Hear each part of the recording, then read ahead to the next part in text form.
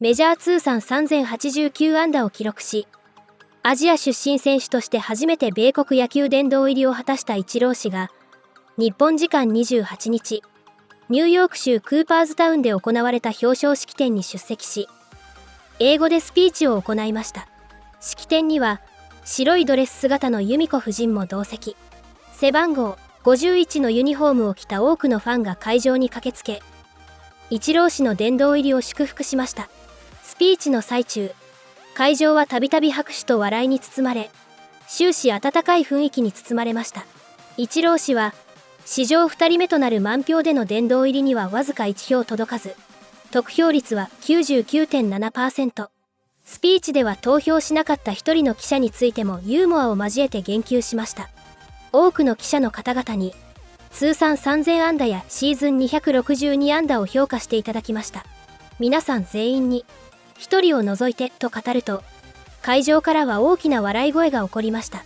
さらに、ところで、その一人の記者には、私の家で一緒に夕食を食べるようオファーしていたんですが、もうその期限は切れてしまいました。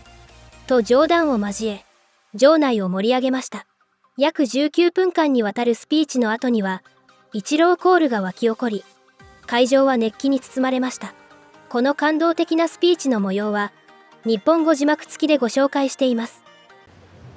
Ichiro Suzuki, Seattle AL 2001 through 12, 2018 through 19. New York AL 2012 to 14, Miami NL 2015 to 17. With extraordinary work ethic and unparalleled bat control, brought record-setting hit totals to Major League Baseball as its first Japanese-born position player. Electrified 2001 Mariners to record 116-win campaign, earning AL Rookie of the Year and Most Valuable Player honors. The only player with 10 straight 200-hit campaigns, 2001 through 2010, set all-time single-season hits record with 262 in 2004. An all-star and gold glove outfielder throughout his first decade in the majors, led AL in hits 7 times. Won 2 AL batting titles after capturing 7 consecutive in Japan. Totaled 3,089 MLB hits and 509 stolen bases.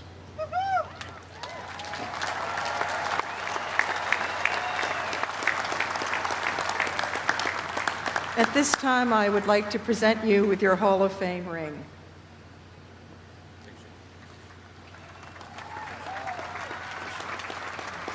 Let's go for photos. Tom, I can't imagine the country of Japan. He's going to be inducted into their Hall of Fame in about a month, but he's the first Japanese-born and raised position player ever to appear in an MLB game, and he exceeded all expectations. There's so much pride for that country, and there had been so much pressure on Ichiro when he came here in 2001 because of that. Ichiro wound up playing 28 professional seasons between Japan and MLB. Just remarkable. He was the standard. Think about if he'd have failed. You know, he signs at 17. He doesn't go to high school. One of the first guys that does that. Doesn't go through the minor league system, basically the big leagues, and comes over here. The posting money, everything else, the pressure was on him for all position players coming out of Japan. And he was a superstar right from the jump, and now we're finally going to hear the speech from Ichiro. Ladies and gentlemen, member of the class of 2025, Hall of Famer Ichiro Suzuki.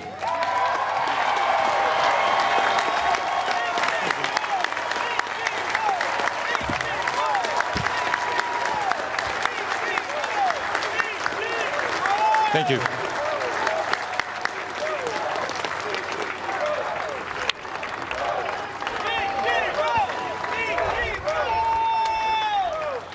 Today, I am feeling something I thought I would never know again. For the third time, I am a rookie. First, in 1992, after the Oryx Blue Wave drafted me out of high school. Then, in 2001, I became a rookie again at 27 when the Seattle Mariners signed me.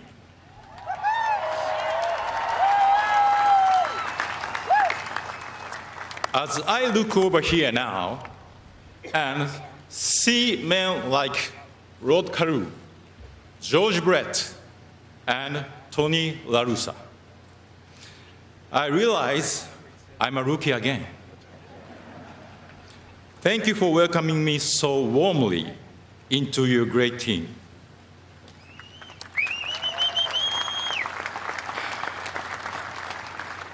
I hope I can uphold the values of the Hall of Fame. But please, I am 51 years old now, so easy on the hazing. I don't need to wear a Hooters uniform again.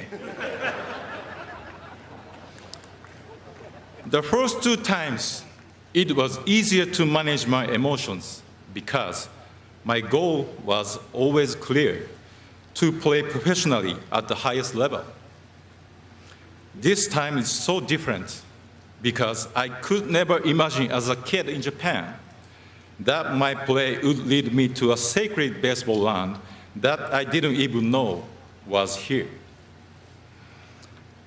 People often measure me by my records: 3,000 hits, 10 gold gloves, 10 seasons of 200 hits.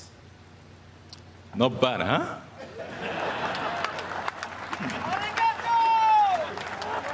But the truth is, without baseball, you would say, this guy's such a dumbass. I have bad teammates, right? Bob Costas.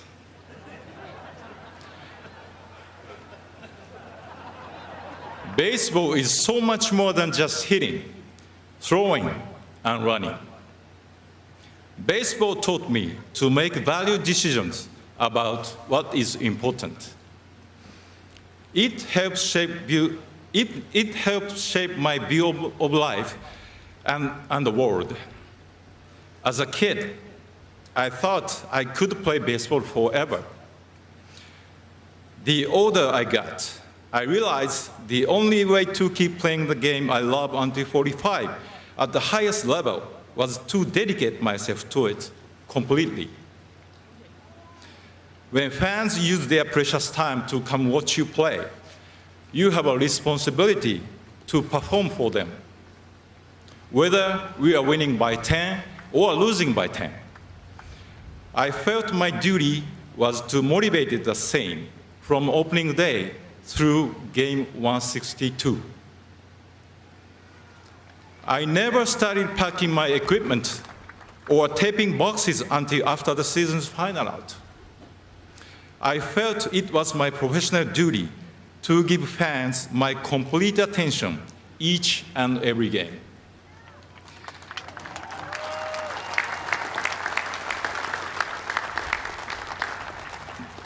Fans deserve to be entertained whenever they choose to come.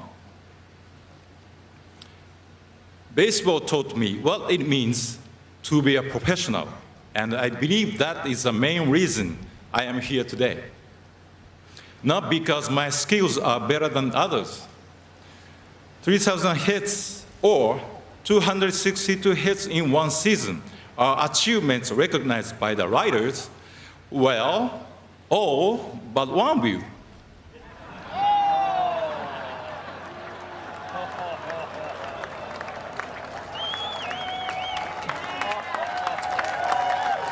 And by the way, the offer for that writer to have dinner at my home has now expired.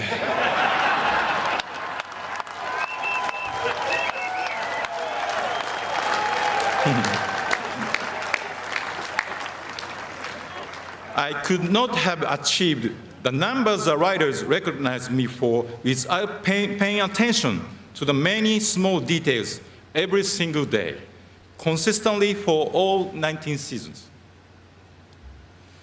I personally cared for my equipment each day because I never wanted to risk a fielding error due to a loose string on my glove or a slip on the base pass because I didn't clean my spikes.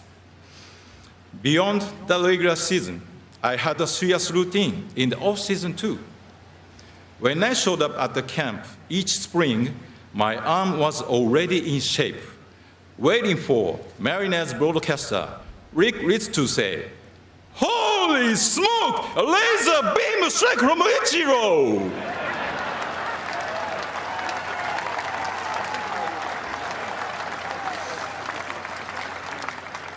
If you consistently do the little things, there's no limit what you can achieve. Look at me. I'm 5'11" and 170 pounds. When I came to America, many people said I was too skinny to compete with bigger major leaguers. The first time I ran out on the field, I was in awe of the competition. But I knew if I stuck to my beliefs about preparation, I could overcome the doubts, even my own. I have been asked, what's the best thing you can do for your team? My answer is taking responsibility for yourself. Being responsible for yourself means answering to yourself. When you go home at night and wonder why you didn't get a hit or you didn't make a catch, the honest answer is not because a great pitcher beat you or a tough sun was in your eyes. It's because there was something you could have done better. By taking responsibility for yourself, you support your teammates and you don't cheat the fans.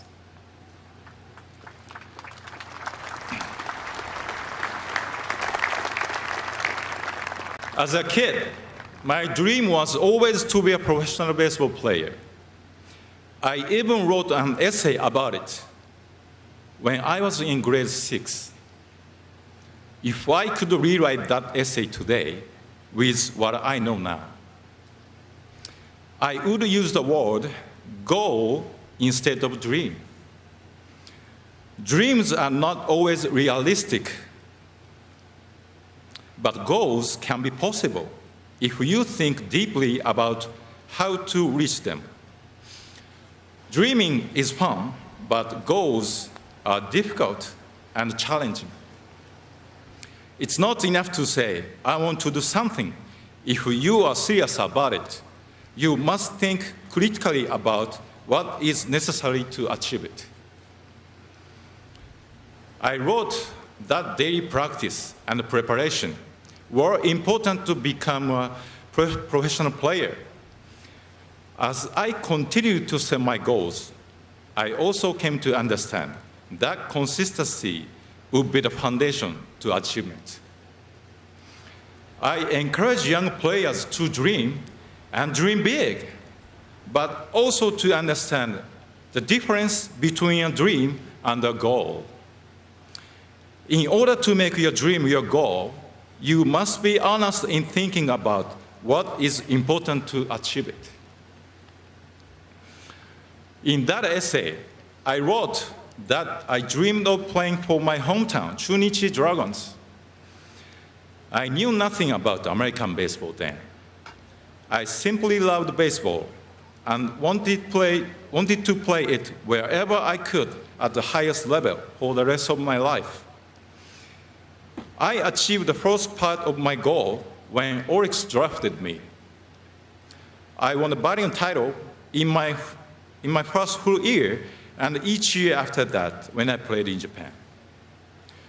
From the outside, it may have seemed like everything was smooth and I should have no worries. However, inside, I was struggling to understand why I was making results. I was searching for something that I could not find.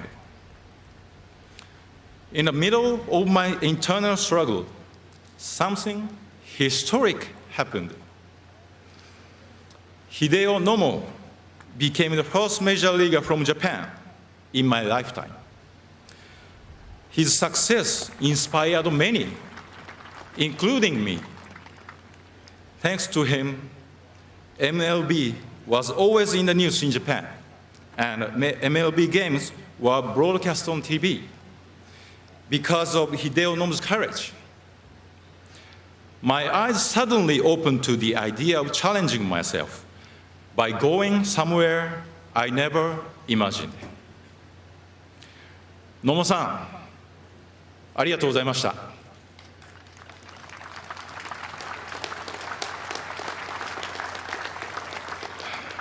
I am grateful to the Oryx Blue Wave for allowing me to challenge myself in MLB. I am also grateful to the Seattle Mariners for believing that I could become the first position player from Japan in American baseball.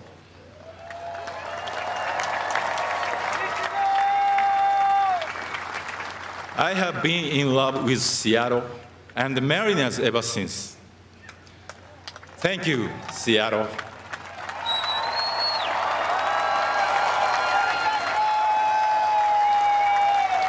I am thrilled that this great honor reunites me with the general manager who signed me, Pat Gillick.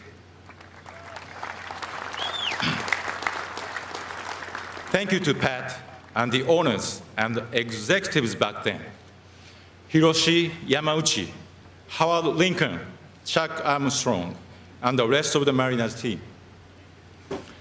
To current executives, John Stanton, Jerry DiPoto, Kevin Martinez, and the rest. Thank you for bringing me back to the place I belong and allowing me to make Seattle my permanent home.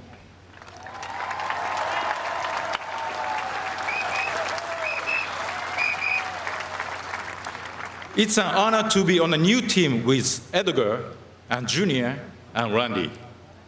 Thank you guys for coming today.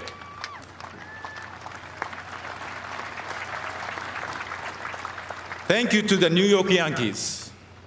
I know you guys are really here today for Sissy. But that's okay. He deserves your love. I enjoyed my 2.5 years in Pinstripes, and I thank you for letting me experience the great leadership of Derek Jeter and your organization's proud culture.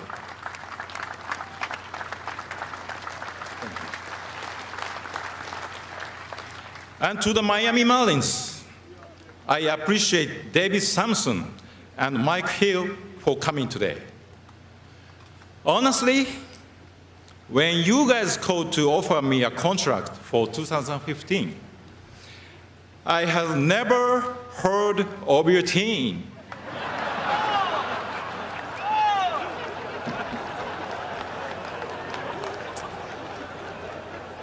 But I came to love my time in South Florida. Even in my mid-40s, I grew as a player, surrounded by all those young, talented teammates. The way they jumped out of the dugout in Colorado to celebrate my 3,000th hit is something I will never forget.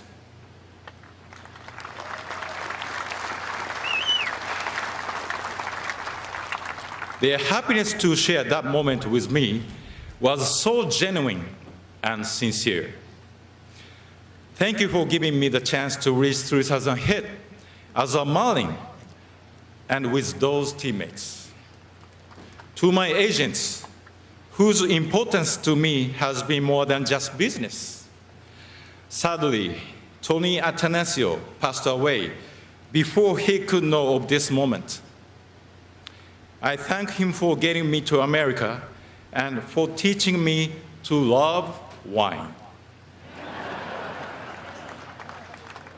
And to John Boggs, who believed I could still play at 42 and has been passionate towards my career ever since. Thank you to my longtime interpreter, Alan Turner and his family for supporting me wherever I decided to play.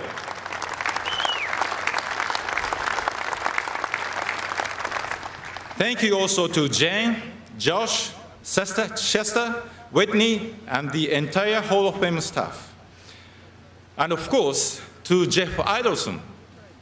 Without you, I would have never come to appreciate this incredible institution. Congratulations to Cece, Billy, Dave Parker, Dick Allen, Tom Hamilton, and Thomas Boswell.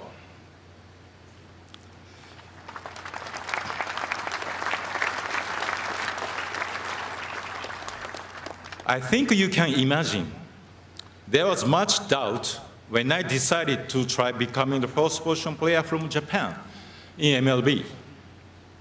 But it was more than just doubt. There was criticism and negativity. Someone even said to me, "Don't embarrass the nation." The person who supported me the most was my wife, Yumiko.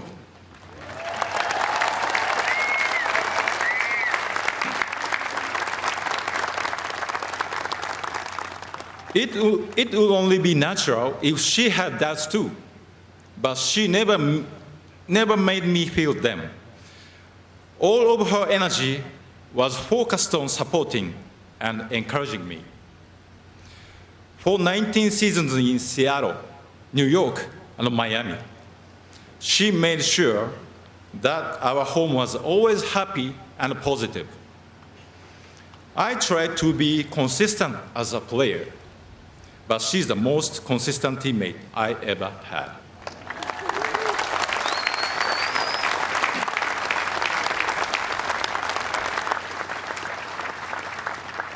Shortly after I retired, Yumiko and I had a date night. We did something we had never been able to do while I was a player. We sat in the stands and enjoyed a Mariners game together. We did it the American way by eating hot dogs.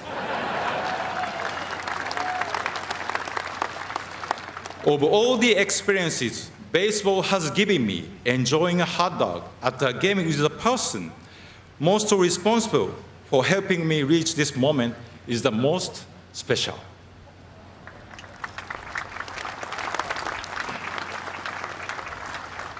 Going into America's Baseball Hall of Fame was never my goal. I didn't even know there was one until I visited Cooperstown for the first time in 2001.